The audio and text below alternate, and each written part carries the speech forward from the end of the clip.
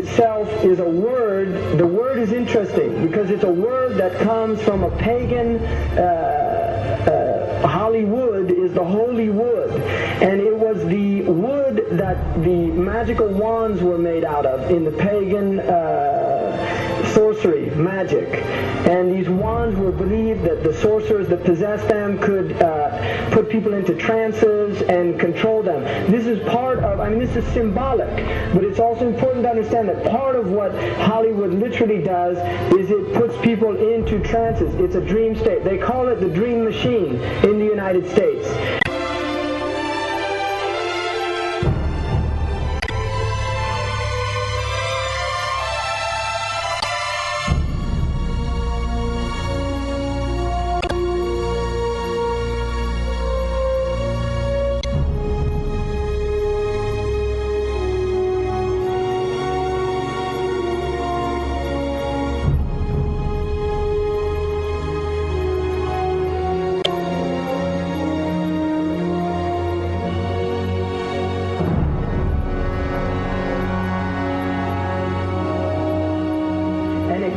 Fantasies for people, it puts people into these sleep. Now, one of the things is interesting that in the part of what's done in movie theaters, in darkened rooms where people watch television, is literally a trance state that occurs. So what's called suspended state of disbelief. You enter into a state, you suspend your disbelief and enter into a state whereby you begin to believe what you internally realize is imagination. It's falsehood.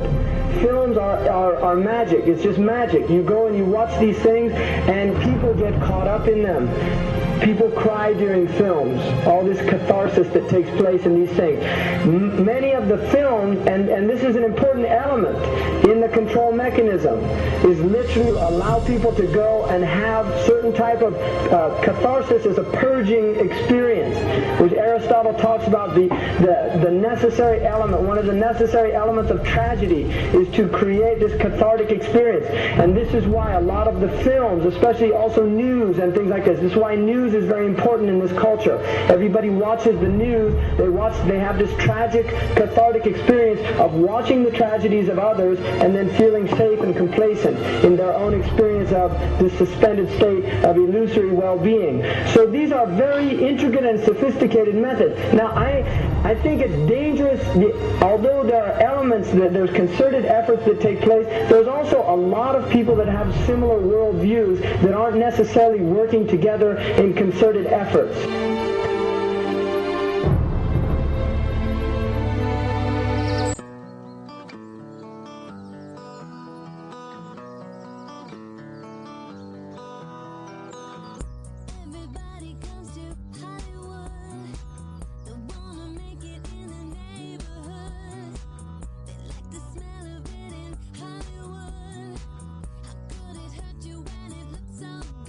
Shine your light now. This time it's got to be good. Get it right now, yeah. 'Cause you're in Hollywood. There's something in the air in Hollywood. The sun is shining like you knew.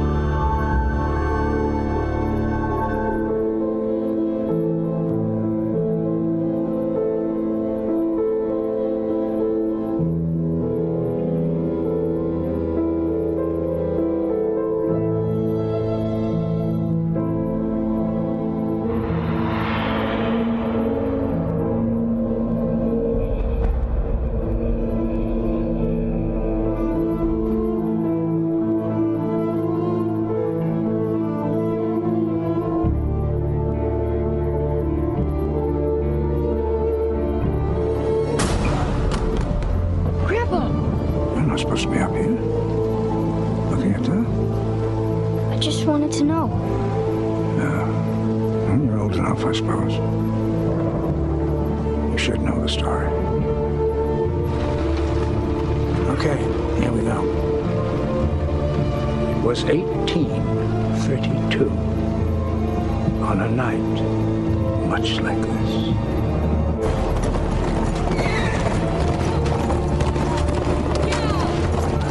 Charles Carroll was the last surviving signer of the Declaration of Independence. He was also a member of a secret society known as the Masons, and he knew he was dying. He woke up his stable boy in the middle of the night and ordered him to take him to the White House to see Andrew Jackson, because it was urgent that he speak to the president. Did he talk to him?